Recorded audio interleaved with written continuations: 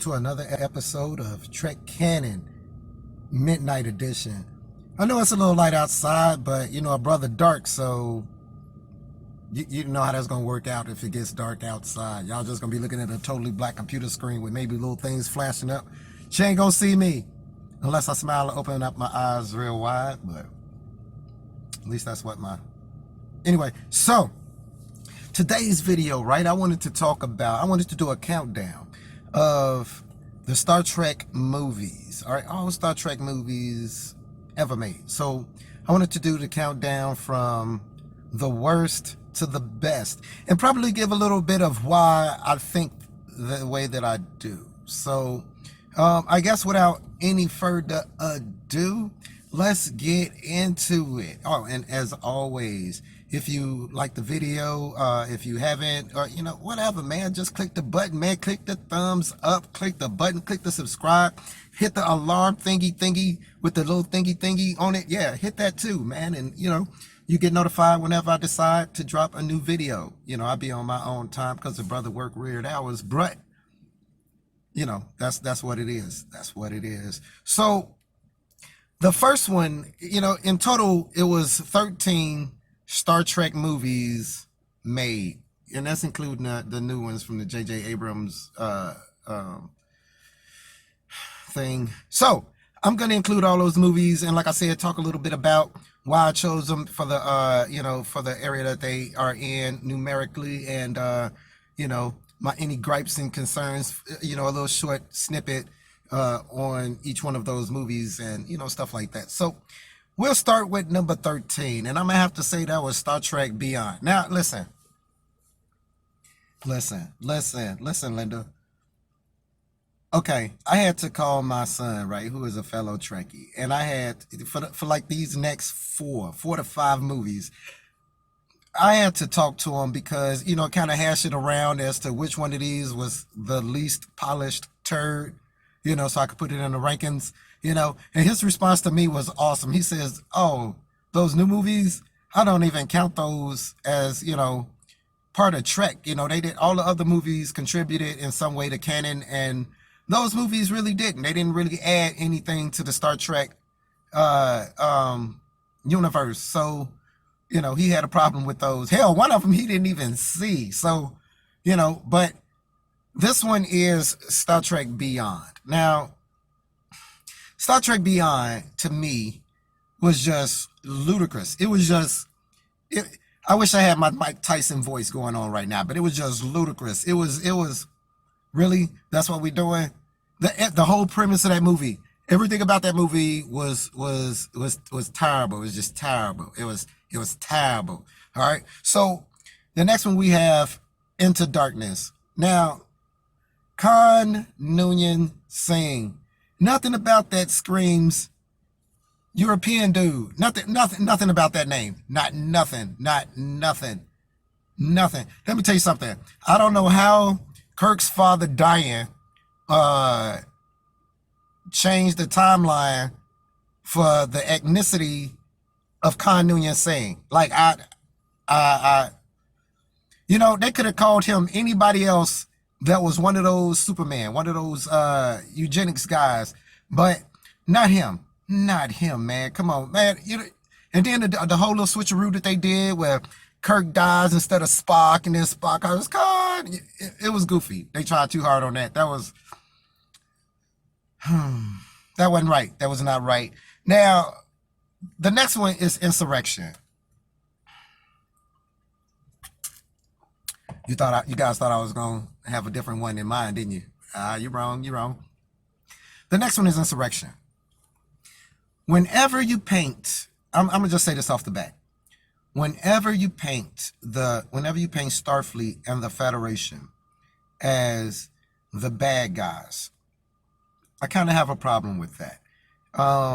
Not that there doesn't exist bad guys in Starfleet, especially at the Admiral rank in Trek universe. Hell, I could think of like two off the bat, like Cartwright, the dude from the episode Pegasus, this one. But the thing that made the episode, I mean, that made the movie just not right to me is just the premise, the way that the crew was acting. I understand they were reverting back to a younger age, and as always, by the way, people, spoilers, for people. If y'all haven't seen these movies by now, and they've been out for 1,700 years, and y'all ain't seen them, hell, at least on TV, bootleg, something over a friend's house, then I don't know what to tell you. I do not know what to tell you. I really don't. So, insurrection. No, man, that's what we're doing. That could have been an episode, and it probably wouldn't even been a good episode. Like, whoever wrote that, they lacked imagination. You know what I mean? They lacked true imagination. Now we get into two movies that, okay, I hope I'm not gonna rant about. I'm gonna really try hard not to rant about these following two movies. Okay, but at number 11, at number 10, we're gonna have Star Trek Nemesis. Now, Star Trek Nemesis, for those of you who don't know, a long time, they of course have Star Trek books. A long time ago, I read a Star Trek book, I forget the name of it, where Guinan she had found the place where the Doomsday Machine had came from. And she decided to commandeer one of those vessels to attack the Borg. Great book. Another one of the books was where the Romulans had decided to take DNA from one of Starfleet's greatest warriors and tacticians, which was James T. Kirk, and use him to wage war against the Federation. Okay? Now, I don't know if they thought that a true Trekkie wouldn't know about that particular premise, but they decided to use it for Picard. Now, Nemesis, it was not right. And I'm going to say this because it's itching me. So, you going to kill Data? You going to kill Data? Like, he ain't even got a red shirt. And you going to kill Data? Look, there's certain people you don't kill. And if you do kill, you bring them back. All right? Data is one of them. And then to have Data die in that way, to have Picard be such a little bit, wait, no. To be such a little, you know what I'm saying. Y'all on the streets know what I'm saying. Y'all know what I'm saying. But for him to be such a little, oh my God, I don't know what to do. My clone is wreaking havoc around. And Data got to die because of you. Man, dude, look, get out of here with that. Moving on. The next one, number 9, man, Star Trek Generations. Let me tell you something. Let's just set aside the whole ribbon thing, the whole Nexus. Let's set aside Guinan being in the Nexus and being out the Nexus. Set that aside. So you find Captain James T. Kirk, and when I say you, Captain Jean-Luc Picard, you find Captain James T. Kirk chilling in the ranch, enjoying his life. He had just died on the Enterprise B, man, and he out here just chilling. You convince him to come help you fight somebody normal who you should be able to beat all by yourself. Okay, you got a whole starship, and this dude is wreaking havoc on you. He didn't send Geordi back with shield codes, visor bugged up like an old bird of prey and just whooped. Look, and then you gonna have the most famous, the most versatile, most like, this dude is responsible for making Daha Masters. This dude is respected in the Klingon Empire. Okay, most respected dude in the every Klingon that survived battle with him is a Daha Master. Koloff, Kane, and you trying to tell me he didn't fought the M5 computer? He didn't V'ger, Trelane, like, man, come on, and you finna have him die on the bridge all by himself, and then you're gonna bury him under some rocks. He was so embarrassed he couldn't even take Kirk's body back. Picard even felt embarrassed about that, man. He was like, look, man, I don't want nobody to know I didn't got Kirk re-killed, and then, look, let's just bury him up under some rubble. Don't even tell nobody. He didn't tell nobody. Look, anyway. Number 8, Number 8 is going to most likely be the Star Trek redo. The one where they broke the timeline, where they first made the Kelvin timeline. I'm gonna have to say that was a good experiment into what would happen should they have stayed with that. They could have, but not with the writers that they had. They messed everything up after that. But I thought it was an entertaining movie. It was a nice play on what would have on the roads that these characters could have taken, and what would have happened. Yeah, it was a lot of inconsistencies in that movie. There's a lot of things that I could poke at about that movie, but overall, it was a nice reintroduction to those particular characters. Now, for 7, I'm gonna have to say the motion picture. A lot of people didn't get the motion picture. It flew over the heads of a lot of people. I'm gonna have to say that's probably why they didn't dumb down Star Trek now, because it's just some people who can't grasp, understand, comprehend, and transfer concepts. Okay, and when you're making a movie, you have to appeal to a wide variety of people, not just Trekkies. And that's unfortunate, but it's business.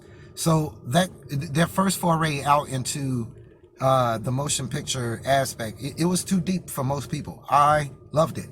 Okay, I thought V'ger was an awesome concept. I thought that the things that went on in the movie were very Star Trek. Okay, it made you think. It made you think about what it was to be humanity, creator, and all that types of things. So that's why it's my number 7.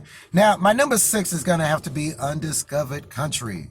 From whose born no traveler returns, puzzles the will and makes us rather bear those ills we have, and suffer to those we know not of. Yeah, a brother is literate. Anyway, so the Undiscovered Country. So now, what was great about the Undiscovered Country to me? It furthered the mythos of the Klingon and Federation, how the Kittima Accords came about. That was really good. And I think it was very realistic. There would be people that would be resistant to forming an alliance. Historically, even on Earth with our own people, has been that same situation. And there would be those who would want to continue that conflict, just like it is now. And that's one thing I've always loved about Star Trek, especially old Trek. Well, I'm not going to say especially old Trek, only old Trek, because new Trek is terrible at handling social issues. Okay, they're too soft, they're too cotton ball for that. And that's a sad thing, because that is the basis of Trek.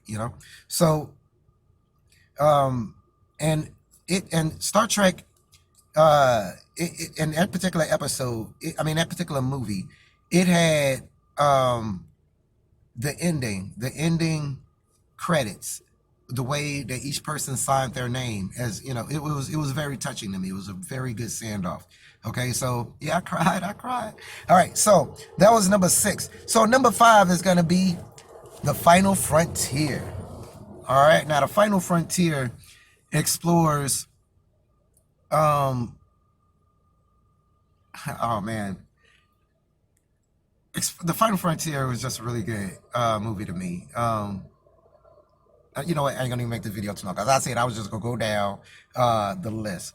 All right, but The Final Frontier was number 5.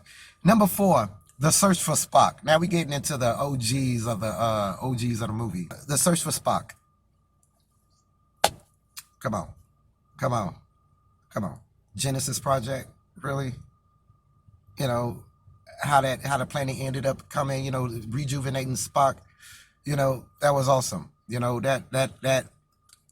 Spock back into the foyer. And that's what I mean. If you get rid of because death is never permanent in Star Trek. Never. It's never permanent. So, it's cool to have Spock back. The next one will have to be The Voyage Home. Now, The Voyage Home, well, let me rephrase that. The Voyage Home was the one with the fish out of water and all that. I'm sorry, I was thinking about Undiscovered Country. But I'm sorry, Final Frontier. But The Voyage Home, man, fish out of water, classic lines, these barbarians, doctors and everything with McCoy and everything. Then you have number two. I'm pretty sure everybody gonna know what number 2 and 1 is, but number 2 is gonna be the Wrath of Khan. Yes, the Wrath of Mother Khan. Yes. Look, you see, and that's what I'm talking about. Khan is the epitome. Like, there is no further you can go in genetic manipulation on a human to improve them any more physically or mentally. Khan was the epitome of that. And Kirk defeated him twice. Okay? Twice. Twice Kirk defeated him. You know what I mean? And you got him down on the... No, I'm not going to do it. I'm not going to do it. I'm not going to do it. I'm not going to do it. Anyway, number 1 in my book has always and will be until they make a movie that is better, all right, is going to be First Contact. Not only did they cover the what happened at First Contact with Zephyr Cochrane and meeting the Vulcans, everything like that with the Phoenix and the first warp, the first warp test, but to include the Borg, them trying to keep continuity the same, all of the episodes that branched out in a normal episode mythos in canon just from that movie. That was a really well. The Borg were ferocious. They were scary. You know, the way Borg are supposed to be. Not the Voyager Borg. You know, these was the OG Borg. You know what I mean? So that is my top 10 list. Because I think this is probably ran a bit long, but that is my top 10 list of Star Trek movies. Okay, so as always, if you guys like the video, please subscribe and ring the bell if you haven't. And peace, recycle, save the whales. Be cool.